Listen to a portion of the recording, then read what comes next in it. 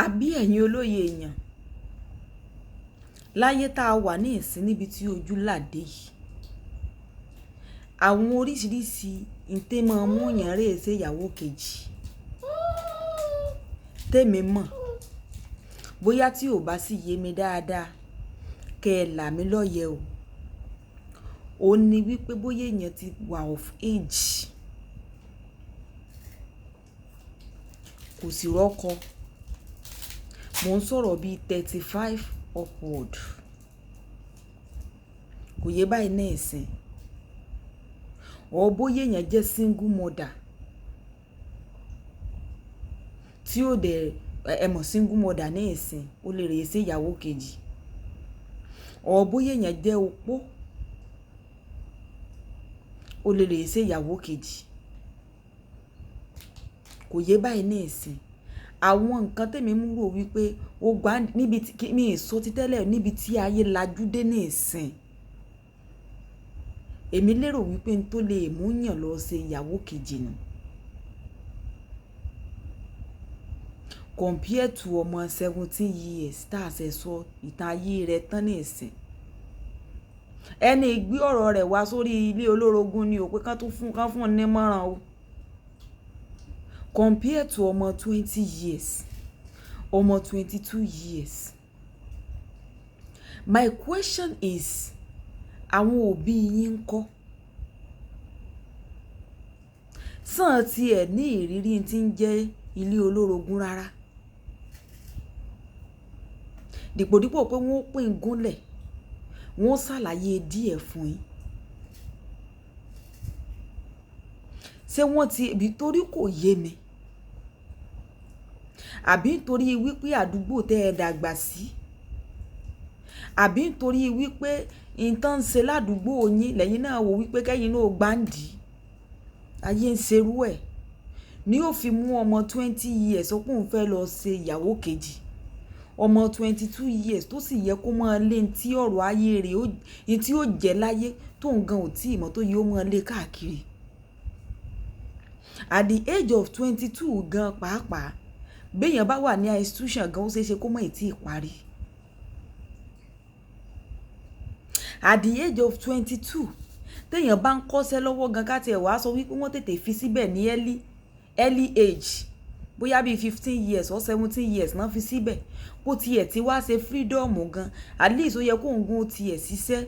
díẹ̀ kó mọ tí ayé ń sọ náà ó wá wo àyíká ó wá wo títí ọ̀rí ó wá jẹ́ wípé ní early age ayé tí ó tún fẹ́rẹ̀ mọ́ fi jagun ni nígbà tán ogun lè ya ti lé bàbá tó ń jà tó jẹ́ pé wọn ètí ìtàn bẹ ó tún fẹ́ àdì ti lé ọkọ mọ́ ó tún fẹ́ àdì torogún mọ́ ṣé ẹrù náà wà fẹ́ heavy jù lórí rẹ̀ yóò pọ̀ ju o but the funniest part of it ni pé when a lot of you tẹ́ bá wá sí online many of you tẹ́ bá wá sí online wọ́n mọ̀ báyìí ṣe kí ni wọ́n mọ̀ báyìí káànú and they supposed to ask you questions kí lẹ bá débẹ̀ ṣé àìrẹ́ ni pè ọ́ ni àbí tọ́jú orí rẹ tó ti lọ fà àbí tọmọ kan bí méjì tó ti bí rí tó fi lè rí single fẹ́ kọ́ ẹjọ́ bẹ̀rẹ̀ ayé yín tá a bá ń sọ ní ìsìn àwọn kan ó mọ sọ wípé a rí ọlọ́kọ kan aláya kan gan tí ò sí kíní bẹ́ẹ̀ ni bọ́mọ̀jẹ̀ ń tàn ọ́ tó o bá mọ tán ń pè ní orogún ọ mọ̀ wípé láì ṣaàgùn síra wọn mò ń tẹ̀ láti sọ fún ọ wípé kí ọkàn ìyàwó plain kí ọkàn ìyálé plain ogun kan ni when we are talking about polygamy ogun kan ni láàyè ara rẹ̀ sọ́ọ̀sì náà ṣerékodé tán wá encourage yín tánjọ́ ń dá ǹkó tánjọ́ ń ṣe kinní mo fún wọn ní ọdún 10 sí láàárín ọdún 10 ọ̀hún nígbà bá lórí ẹnìkan gbéwé orí ẹnìkan ò gbéwé ìgbà náà lọ́ọ́ mọ̀ tán ń pè lórogún sọ ọmọ pé kéèyàn bí ọmọ 4 gbin àti mò ń sọ pé ìyá kan bàbá kan o àwọn mẹ́rẹ̀ẹ̀rin ò lè dìde nígbà kan náà sọ wá rí ó wá tèkì orogún tó ní ẹ̀mí Ọlọ́run kó tó mọ̀ wípé àsìkò ọmọ tó ní ò tí ì tó láti méèkì ẹ̀. Kò yí ọba ẹ̀ ní ìsìn. Sọrí má jẹ́ ń tàn ọ́, ó tèkì orogún tó bá ní ẹ̀mí Ọlọ́run kí àwọn nǹkan kan máa ṣẹlẹ̀ sí bí ìdojúkọ kó rí wípé àmúwọ́ Ọlọ́run ni. Because tó ń gan ò bá fẹ́ think otherwise, àwọn tó rọ̀gbà yíká wọn ò bá ronú, wọn ó sì ta lólobó. Ìtẹ̀yìn èèyàn ò mọ̀nú. 001, 002, 003 orí ibú tẹ̀ ń ṣe é ká. Ọdún 10 sí 15 ní ìsìn, àmọ́ correct one nínú gbogbo rẹ̀. Àmọ́ correct one. Níbi tí ojú làdé ní ìsìn. Èmi ò rò bẹ́ẹ̀ o. At early age bẹ́yẹn, kí n ti máa wá tí ò sọnù kiri ń pojú kòkòrò nípa olè. Nígbà tí ọ ní ìsì torí owó, ṣé torí ìfẹ́ ni ọmọ 17 years ní fi ń date married man? Ṣé torí ìfẹ́ ni ọmọ 20 years ní fi rè lóyún fún married man? Ṣé torí ìfẹ́ ni? Torí tẹ̀yin òbí kan tẹ́ ẹ bá ń gbàdúrà wípé ọmọ my children will marry and they will marry once. Ọjẹ́ rere kọ́ ọ sì fa àwọn ọmọ rẹ létí. Àdúrà nìkan ò ṣe o. Kò yé báyìí ní ìsìn. If you want your children to marry right, will you advise your children to be following married men at the age of 17, 20?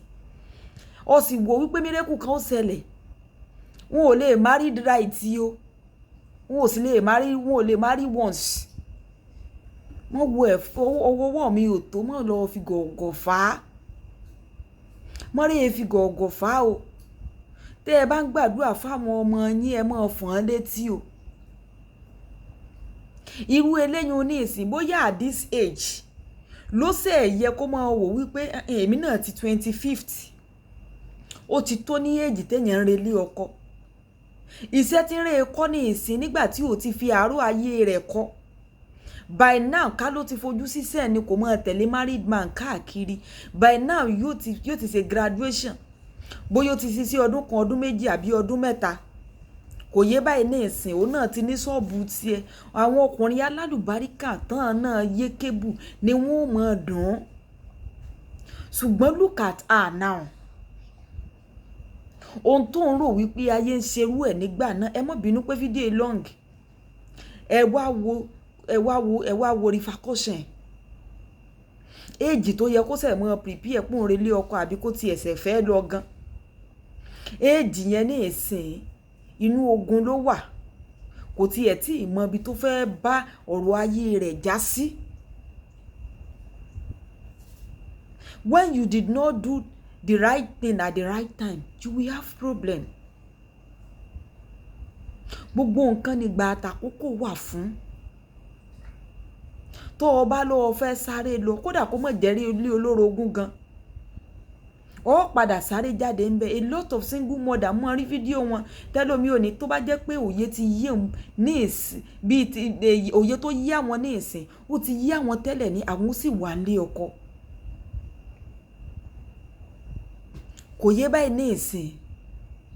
Béèyàn bá jẹ́ ọkùnrin kan obìnrin kan gan tó o bá sáré lọ nígbà tí ò yẹ kó o sáré lọ ó ṣeé ṣe kó rọ́ọ̀ṣì padà o.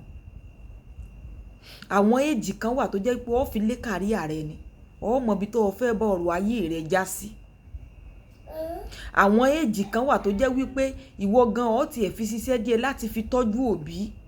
kan náà lè jẹun ọmọ torí tó bá ti jẹ́ pé wọ́n náà ń sábíyamọ ní ìsìn ìwọ̀nba ló dẹ̀ kù tí ìbá ṣe pé Ọlọ́run bá gbọ́wọ́ rẹ sókè dáadáa. Àwọn èjì kan wà tó jẹ́ pé ó fi mọ̀ wípé èmi náà ti tó láti redé ọkọ láti rè mọ́ sábíyamọ. Sọ̀rọ̀ àwọn èjì tó yẹ kó o fi lé kàríà rẹ tó o bá rè fi sábíyamọ tiẹ̀ ó tàbọ̀.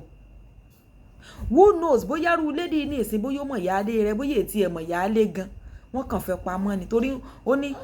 for years ọkọ wa sùn dán yóò kàn wá ní olo 30 minutes ní ó lọ níjọ́ mi tí bá tún bọ̀ gan nínú 30 minutes yóò tún mọ́ rẹ̀ dání ó nígbà míì gan tó bá tiẹ̀ tún mọ́ rẹ̀ dání yóò tún mọ́ request fún tọ́ ìlọ́dọ̀hún yóò ti yẹ́yìn olóye èèyàn bóyá ọ̀rẹ́ yóò jókòó ta ni bí ó sì jókòó sí sitting room ní tí wọ́n fi lọ́mọ sásùsẹ́ rẹ́bọ̀ ara wọn nù lé within that 30 minutes ó nígbà tó yá lọ́kọ́ ń sun ọjọ́ kan lọ́dọ̀hún nígbà tó yá ní sun ọjọ́ méjì orí oorun ọjọ́ méjì náà sì wà láàárín ọjọ́ méje láàárín ọ̀sẹ̀ tí gbogbo tí sì ń ṣẹlẹ̀ náà fi ń ṣẹlẹ̀ despite the fact pé ìyáálé nílò most of the time pẹ̀lú ní tuntun ṣẹlẹ̀ sí ìṣẹ̀lẹ̀ sí at her age ẹ wà máa béèrè Alájíkẹ́ ti sọ ní ọ̀pọ̀ ọgbà wípé bọ́mọ rẹ̀ bá ṣàṣìṣe tó bá lóyún nígbà tí ò yẹ kó lóyún ẹ̀tọ́ ọ̀rẹ́ ò lè sọ́dọ̀ ọkùnrin jẹ́ kójú ó tì ní àdúgbò náà ní kọjú ó ti woyún kó ti bí sẹ́lọ bá fẹ́ fọmọ rẹ̀ sí lẹ́yìn tó bímọ tán fi ibẹ̀ bó sì jẹ́wé rẹ̀ náà ni ó kọ̀ntínú pẹ̀lú jí ó kọ̀ntínú pẹ̀lú torí tó bá yá ìwọ àti ẹ̀ ní ó kù because mo mọ̀ wípé irú ìyá tó bí lédì ní ìsìn Ọlọ́run ló mọ iye orí òkè àti pẹ̀tẹ́lẹ̀ tí ó ti gùn bẹ́ẹ̀ sì ni ọwọ́ mi ò tó máa fi gòǹgò fà lẹ́rìí sí jẹ́jẹ́ wàhálà dúró tẹ̀rẹ̀ mú lórí ìkọ́ Ọlọ́run ló mọ ibi tí wọ́n ó ti dé Ọlọ́run ló mọ iye owó tí ó ti bọ́ lápò wọn àbẹ́ rò pé gbogbo wọn ń kónú wọ́n ń sọ operation wọ́n ń gbọ́mọ jáde wọ́n ń ṣe gbá wọ́n ń ṣàwòsẹ́ rò wípé ọkọ nìkan ni ó mọ̀ ṣe gbogbo ẹ̀ àná ò ti ná dẹ̀ndẹ̀ náírà wọ́n ti ná dẹ̀ndẹ̀ náírà ọmọ yẹn kó ti mọ regret ní ìsìn ǹjẹ́ tán bá wá ní kórè mọ́kọ báyìí ǹjẹ́ ó lè rí single fẹ́ mọ́ at the age of 25 so lè rí single fẹ́ mọ́ so orí second chance tán máa ń sọ kì í ṣe gbogbo èèyàn ló láǹfààní rẹ̀ o ìwọ lè mọ̀ ní àǹfààní rẹ̀ and that is why tó fi jẹ́ wípé o gbọ́dọ̀ rin ire o in case tó o bá ní chance second chance tó o ní orí ọ̀fẹ́ second chance tó o ní grace yẹn omi ò ní mú mọ́ ọ lọ o ṣùgbọ́n bẹ́yìn òbí bá ti ń gbàdúrà ẹ máa fa àwọn ọmọ yín létí o ǹjẹ́ ìyá gan nírú èjì ṣé tí ń dórú okó bá at the age of 17 years all is well Alájíkẹ́ rí náà o ẹ bá ń like ẹ comment ẹ share ó dàbọ̀.